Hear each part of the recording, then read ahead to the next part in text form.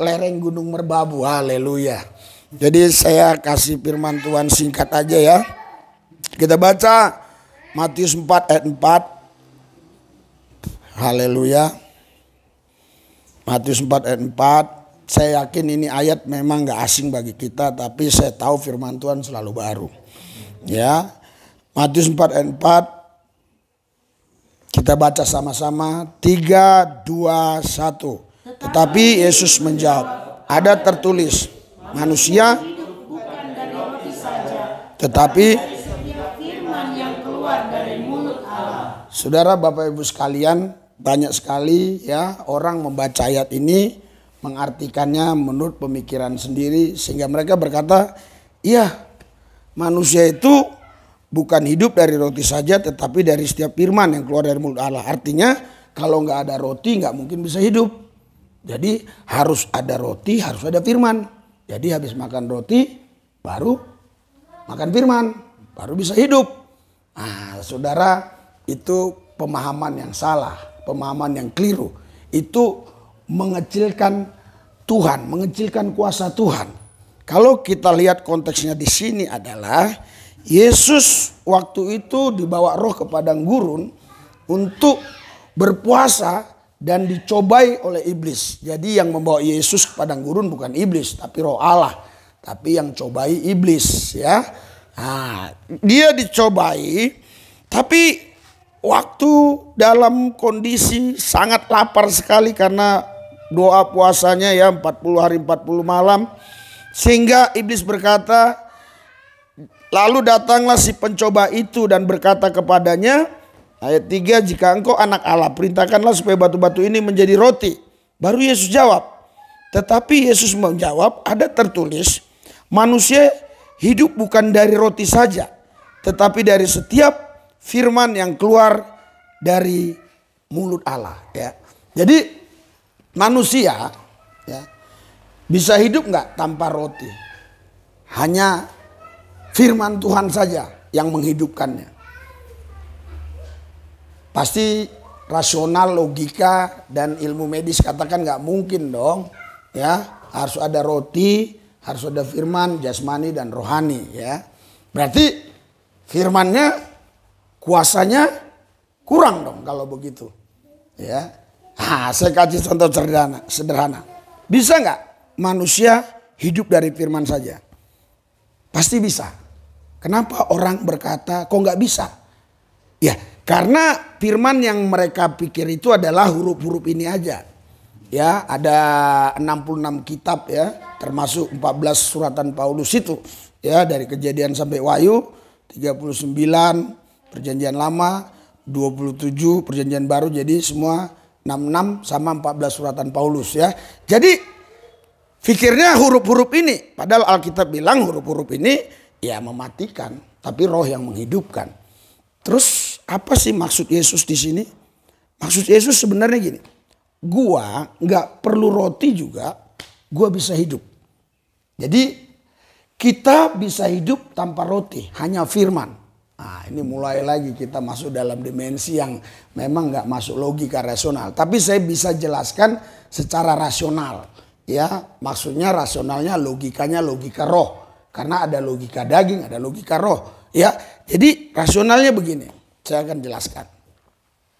Ketika kita sudah nggak makan 20 hari misalnya, udah mau mati gini. Terus Tuhan ngomong, hidup nggak kira-kira? Hidup. Jadi firman itu yang dimaksudkan, bukan huruf ini, rema, bukan logos. Ya, jadi kita hidup harus dari rema itu, bukan dari logos. Logos ini hanya menambah wawasan, pengetahuan kita untuk kita bisa sampaikan kepada orang-orang awam. Tetapi untuk kehidupan kerohanian kita tidak cukup dari logos itu, harus dari rema. Harus Tuhan langsung bicara di dalam roh kita. Dulu saya pikir Tuhan bicara di telinga karena ada pendeta audible. Setelah saya di hadirat Tuhan, Tuhan berkata, aku selalu mengatakan apa saja lewat roh. Jadi lewat roh kita lah dia berbicara. Makanya orang yang dipimpin roh Allah, dia yang disebut anak Allah. Amin. Roma pasal 8 ayat 14. Itulah sebabnya Saya katakan manusia bisa hidup dari firman. Kita buktikan. Ya, Lazarus sudah mati 4 hari. Terus Yesus ketemu Maria. Maria bilang, mana mungkin. Udah mati 4 hari. Mana bisa. Mana kuburannya. Ayo. Kan begitu. Ya. Terus sampai di kuburan. Yesus bilang apa? Lazarus, bangkit kau. Lazarus bangkit. Haleluya. Kenapa harus dipanggil namanya? Karena itu di kuburan umum. Iya. Kalau dia nggak panggil namanya, bangkit semua.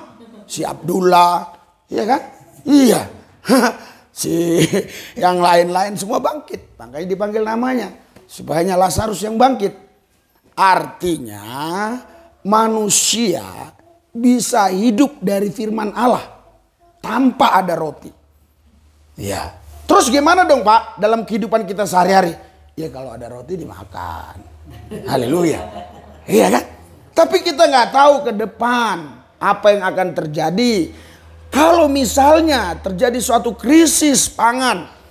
Ya seperti yang pernah terjadi di Mesir. Ya. Terjadi satu krisis pangan yang luar biasa. Ya. Apakah kita yang nggak ada roti, yang nggak ada nasi, nggak ada Indomie, nggak ada makanan-makanan lain bisa hidup? Saya yakin. Jika Tuhan bilang hidup, ya hidup. Amin. Iya, karena hidup kita itu bukan karena roti yang menghidupkan kita. Yang menghidupkan kita itu adalah Yesus. Firman yang hidup itu yang menghidupkan kita. Jadi seandainya kita ini nggak makan roti, asal Yesus bilang, hidup kau. Hidup kau. Hidup kau. Bukan kita yang ngomong loh, hidup aku. Bukan loh. Yesus langsung yang ngomong. Nggak ada yang mustahil. Artinya kita tidak boleh merendahkan apa yang sudah Yesus katakan. Itu sebabnya Yesus bilang manusia hidup bukan dari roti saja. Itu bukan arti kata saja itu harus ada roti, bukan. Ya, jadi artinya tanpa roti pun kalau aku katakan kau hidup, kau pasti hidup. Haleluya. Haleluya. Itulah kuasa firman. Karena firman yang hidup itu adalah bukan yang tertulis di buku. Firman yang hidup itu adalah Yesus itu sendiri. Dialah yang menggerakkan seluruh apa yang ada di dalam tubuh kita ini. Dia yang menggerakkan semuanya. Terlebih terkhusus roh kita. Karena kita adalah manusia roh. Sebenarnya kita adalah roh. Ya, kita ini bukan manusia tubuh yang memiliki roh, bukan. Tapi kita ini roh yang tinggal dalam tubuh. Artinya kita itu manusia roh. Roh yang tinggal dalam tubuh. Bukan tubuh yang memiliki roh. Saya tahu kalimat itu ya kata orang hampir mirip. Tapi tidak. Tidak sama. Kalau tubuh yang memiliki roh artinya itu umum. Ya, jadi tubuh kita inilah yang dominan. Tapi kalau kita adalah roh yang tinggal dalam tubuh, itu beda. Roh yang dominan, roh yang menuntun kita. Itu sebabnya kita ini bukan manusia tubuh, kita manusia roh. Haleluya. Nah, saudara, jati diri kita ini harus selalu kita ingat. Itu sebabnya Tuhan berkata lewat firman-Nya di 1 Petrus 5 ayat 8 seterusnya, berjaga-jagalah. Kenapa? Karena seringkali kita nggak berjaga-jaga. Sebelum kata berjaga-jaga ada kata sadarlah. Kadang-kadang kita lupa jati diri kita di dalam Dia.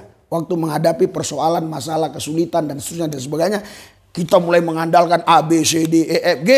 Maka berlakulah Yeremia 17 ayat 5. Terkutuklah orang yang mengandalkan manusia, yang mengandalkan kekuatan sendiri. Tapi ayat 7 berkata, diberkatilah orang yang mengandalkan Tuhan. Haleluya. Amin.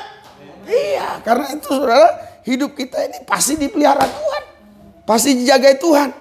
Saya bilang sama istri saya, anak saya waktu mau kemari, kita berangkat dengan iman. Jangan pernah kita berpikir, kita punya uang untuk beli bensin tol. Jangan. Kita berjalan dengan iman. Di perjalanan saudara, ada yang minta dilayani di asrama Bogor. Habis kita layani pulang, dikasih amplop. Saya buka 1 juta. Langsunglah kita beli bensin. Haleluya. Jadi bukan bensin yang ciptakan uang, tapi uang yang bisa beli bensin. Haleluya. Sama halnya dengan apa yang saya katakan ini. Bukan roti yang memberi hidup, tapi Tuhan yang memberi hidup. Ya, jadi kalaupun gak ada roti, ya kalau Tuhan bilang masih hidup, ya hidup saja. Ya, jadi kita beli langsung bensin, langsung kita beli tol, karena tolnya 400 ribuan berapa itu kalau nggak salah ya. Tolnya mahal. Ya, terus sudah begitu, lihat uang habis. Pas mau sampai Cirebon tuh, ada yang telepon lagi. Pak, doakan Pak. Maksud dia doa via telepon. Tapi saya bilang, di mana? Kamu di mana? Keluarga yang sakit di mana? Ada di rumah sakitnya Cirebon. Udah, saya di Cirebon nih. Jalan tol, keluarnya tol mana? Dikasih tahu keluarnya tol mana, saya lupa ya. Tapi kami keluar tol arahan dia lah, karena udah dikasih Sherlock. Keluar dari tol itu cuma paling nggak sampai 15 menit, 10 menit ketemu. Doakan. Pas keluar, Pak jangan pulang, lo jangan pulang. Minta foto. Oh iya, saya terus nonton YouTube Bapak katanya. Kalau doa-doa kesembuhan itu terus, iya, dikasih amplop. Masa ditolak? Haleluya. Iya, kalau nggak dikasih, ya jangan mengeluh. Kalau nggak dikasih ya janganlah kita ya cemberut. Kalau dikasih juga jangan sukacita berlebihan, ya kan? Kalau kita dikasih bersukacita berlebihan, nanti nggak dikasih pasti kita merengut. Jadi dikasih, puji Tuhan, haleluya. Iya, jadi saya katakan, lihat nih mujizat Tuhan. Iya, kami sudah bawa nasi, sudah bawa makanan ya dari rumah. Nah, yang saya mau sampaikan di sini adalah ya, kita sebenarnya tidak memerlukan sesuatu apapun. Tapi kita membutuhkan Yesus, firman yang hidup itu. Apa bedanya keperluan dan kebutuhan? Beda. Keperluan itu yang kita pingin itu, ini, untuk itu. Tapi kebutuhan itu adalah primer. Jadi kebutuhan kita itu adalah Yesus. Kenapa? Karena di dalam Yesus semua ada keperluan kita. Itulah sebabnya cari dahulu kerajaan Allah dan kebenarannya, maka yang lainnya akan ditambahkan. Dengan kata lain saudara, kalau kita benar-benar haus lapar akan Yesus dan kita terus tinggal di dalam Dia, dipimpin oleh Dia, apa sih yang mustahil bagi Tuhan? Amin. Enggak ada yang mustahil. Tuhan buat apa saja sangat mudah ya. Jadi Tuhan nggak perlu berpikir panjang. Dia cukup mengatakan sepatah kata, semua menjadi fakta, semua menjadi nyata. Iya. Jadi maksud Tuhan begini sebenarnya lewat ayat ini. Ya. Kamu tanpa roti pun, kalau aku berkata hidup, kamu pasti hidup.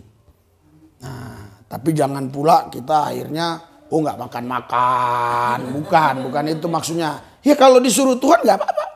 Kalau Tuhan yang suruh kita nggak makan 10 tahun, iya bisa hidup nggak? Tapi Tuhan yang suruh loh, pasti bisa dong. Gak usah makan kau 10 tahun disulubis, kau pasti hidup. Ya pasti hidup. Masa Tuhan bisa sih bohong? Tuhan nggak bisa bohong. Iya. Tuhan bukan hanya nggak mau bohong, Tuhan nggak bisa berbohong. Iya. Bukan hanya nggak mau bohong. Kalau nggak mau bohong berarti ada niat bohong. Nggak bisa dia.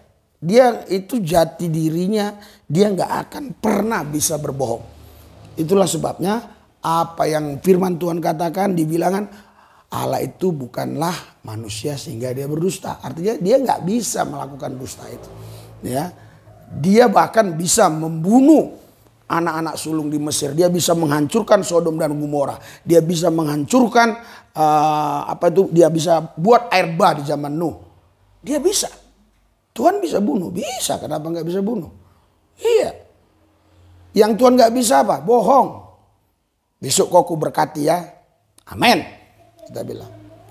Terus besok nggak diberkati, nggak mungkin. Haleluya. Tapi jangan pula kita yang ngomong, Tuhan tadi ngomong sama gua, tahu enggak? Haleluya, enggak boleh begitu. Haleluya. Jadi kan sekarang banyak ya orang-orang, Tuhan bicara, Tuhan bicara, Tuhan bicara, Tuhan bicara. Ya saya tidak anti dengan itu. Pasti Tuhan bisa bicara. Tapi maksudnya jangan Tuhan nggak ngomong dibilang ngomong gitu loh. Ya. Jadi betul-betul kita hidup itu hanya dari firman. Kenapa? Karena kalau kita mulai hidup dari yang lain, ya, maka kita pasti akan kehilangan kuasa firman. Tapi kalau kita hidup dari firman, kita bisa mendapatkan yang lain. Berikan sorak-sorai buat Tuhan. Karena itu terus renungkan firman Tuhan siang dan malam. Saya selalu bilang, pertama baca, kedua renungkan, imajinasikan, visualisasikan, imani, lakukan, ada 6. Jadi banyak orang baca. Kalau kita dulu MTQ. Jadi kalau hafal dan bacanya, tajwidnya terus semuanya, wah bagus. Ya kan? Wah pemenang. Ya kan begitu. Nah, makanya banyak rekan-rekan kita khususnya yang dari 9. Alkitab sudah dipalsukan. Loh kenapa kau bilang gitu? Gue bilang, kalau itu firman Tuhan pasti ada yang hafal dari Kejadian sampai Wahyu. Buktinya di Islam banyak yang hafal Al-Quran tanpa baca. Wow, ya nggak apa-apa, itu urusan dia. Tetapi Tuhan suruh kita bukan menghafal sebenarnya. Kita disuruh memahami yang kita hafal. Ya, Tuhan bukan suruh menghafal. Tuhan suruh kita memahami yang kita hafal. Jadi seringkali orang baca tapi nggak mau memahami. Karena apa? Karena dia tidak mau menghidupi. Iya, makanya sekarang jarang pendeta yang berani berkata, teladani aku. Jarang. Seperti aku teladani Kristus. 1 Korintus 11 ayat 1. Teladani. Semua mereka yang meladani aku seperti mereka meladani Kristus. Filipi pasal 3 ayat 17. Ya kan? Saya nggak dengar lagi pendeta ngomong seperti itu. Tapi kalau saudara sering dengar khotbah saya sering depan jemaat berkata, teladani aku. Teladani aku. Kenapa? Saya berani ngomong gitu. Ya karena betul saya melayani mereka tulus. Tidak ada saya ambil uang mereka. Tidak saya paksa mereka itu dan ini. Saya hanya mempercayakan hidup saya kepada Yesus. Dan saya kasih tahu hidup saya dengan mereka. Kami pagi sekeluarga, anak-anak walaupun masih kecil sudah bangun, bisa berdoa. Makanya waktu Pak Gembala tadi ngomong ya tadi malam, dia bilang, Pak, ya doa dibawa aja ya karena nanti anak-anak terganggu. Wah, anak-anak saya sudah terbiasa. Dulu saya pernah pengerja di salah satu gereja, itu anaknya nggak ada yang pernah ikut doa. Hanya pendetanya aja yang doa. Bahkan istrinya jarang ikut doa. Ini puji Tuhan, ibu ini ikut doa. Iya betul. Iya. Jadi bagaimana dia bilang teladani aku, teladani aku.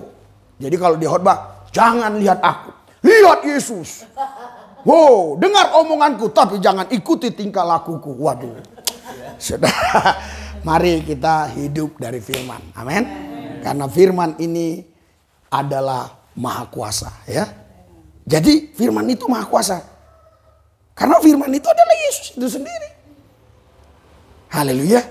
Bahkan saudara, ketika Alkitab dibakar, kalau firman itu ada di dalam kita, nggak apa-apa.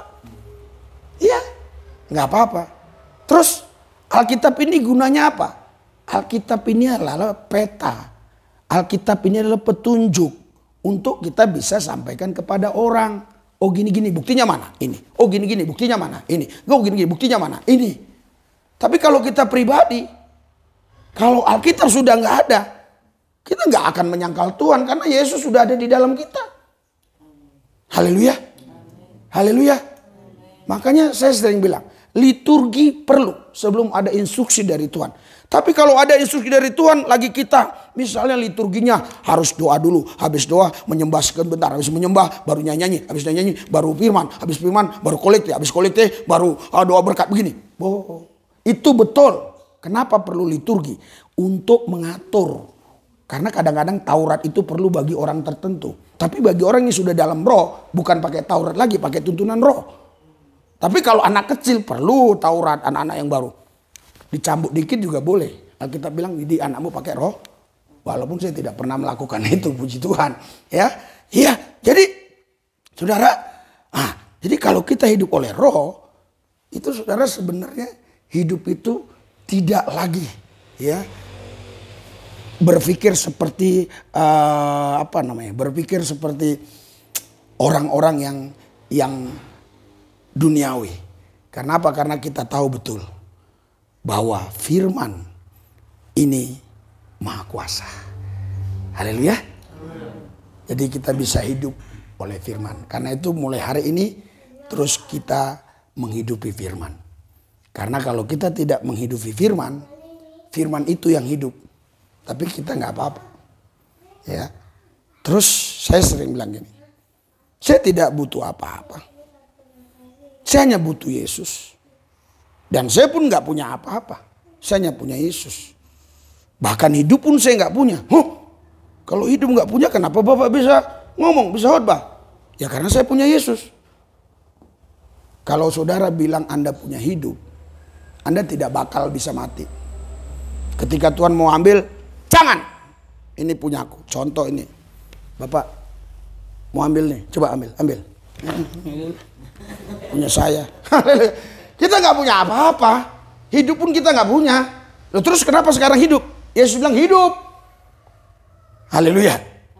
Jadi kalau kita punya hidup, misalnya, ini mau dipanggil Tuhan, udah selesai tugasmu, Pendeta Mardi, ayo, udah selesai. Enggak, belum, gua masih hidup. Wah, makanya kita nggak punya apa-apa. Kalau kita nggak punya apa-apa, kita nggak pernah kehilangan apa-apa. Haleluya.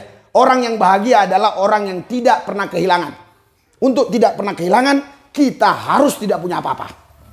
Orang yang paling bodoh adalah orang yang mengkhawatirkan yang bukan miliknya. Saya tidak pernah khawatir melihat mobil di pinggir jalan itu dicuri orang atau dirampok. Saya nggak pernah khawatir. Saya nggak pernah khawatir mendengar istri tetangga belum pulang jam 12 malam. Tapi saya khawatir kalau istri saya nggak pulang jam 12 malam. Kemana dia? Apalagi nggak permisi. Kenapa? Karena itu punya saya. Kalau kita mengkhawatirkan yang bukan milik kita, kitalah orang paling bodoh. Karena kita bukan punya kita. Kita adalah milik Yesus. Haleluya. Haleluya. Maaf ngomong ya. Karena banyak orang kadang memenggal-menggal omongan saya. Jadi dipelintir. Iya kan? Jadi kalaupun khawatir, bukan kita, pemiliknya dong. Tapi kan Yesus gak mungkin khawatir. Orang dia maha kuasa. Haleluya. Haleluya. Persoalan siap gak kita untuk menerima ya. Sekarang saya sering bilang sama orang-orang. Sebenarnya Tuhan gampang aja. Risu Lubis, nah ini 100 miliar. Gampang. Tapi kalau saya punya 100 miliar, apakah saya lebih sungguh kepada Tuhan? Kan begitu. Oh kalau kita bilang, oh lebih sungguh. Tuhan lebih tahu kita daripada kita tahu kita. Sekali lagi, Tuhan lebih tahu kita daripada kita tahu kita. Karena itu jangan sok tahu, karena Dia maha tahu. Marilah kita hidup taat kepada Tuhan, hidup kita diberkati. Haleluya. Mari kita berdoa. Haleluya. Tuhan Yesus, doa yang untuk firman, haleluya, saya serahkan kepada Pak Pendeta, haleluya. Selanjutnya acaranya, haleluya, haleluya.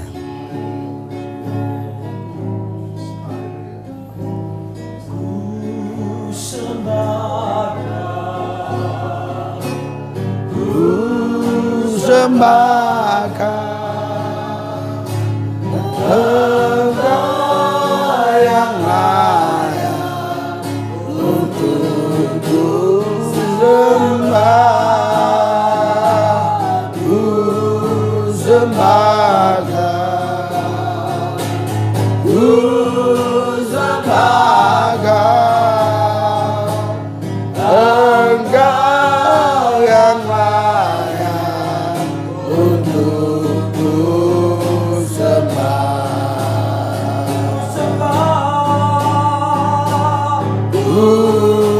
Sembahkan sembahkan Engkau yang layak untuk ku sembah, ku sembahkan, ku sembahkan Engkau yang layak untuk ku sembah. Engkau yang layak untuk ku sembah. Engkau yang layak untuk ku sembah.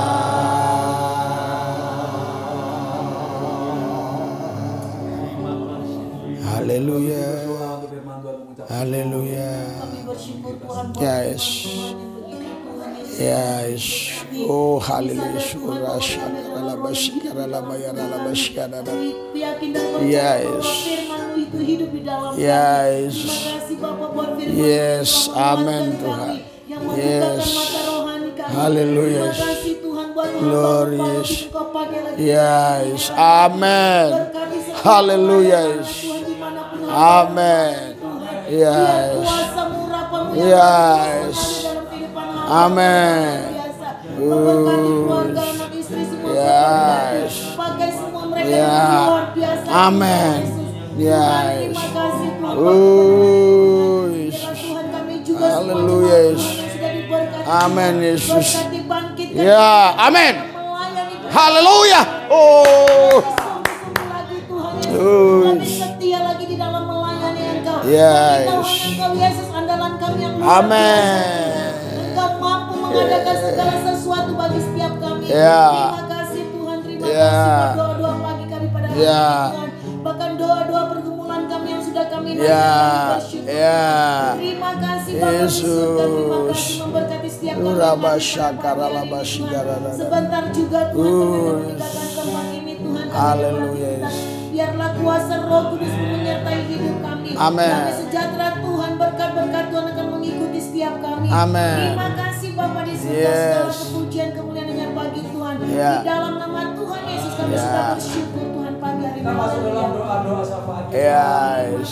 Mari kita sisipkan doa untuk bangsa negara kita. Bersama-sama kita akan angkat tangan memberkati negeri ini. Bersama-sama berdoa. Mari kita berdoa bersama-sama. Yesus, nyatakan kuasa mujizat-Mu Tuhan Yesus atas Indonesia. Indonesia milik Tuhan. Indonesia punya Tuhan. Indonesia dalam genggaman Tuhan. Dalam nama Yesus. Dalam nama Yesus. Indonesia. Indonesia. Indonesia. Oh Yesus. Yesus berkati negeri.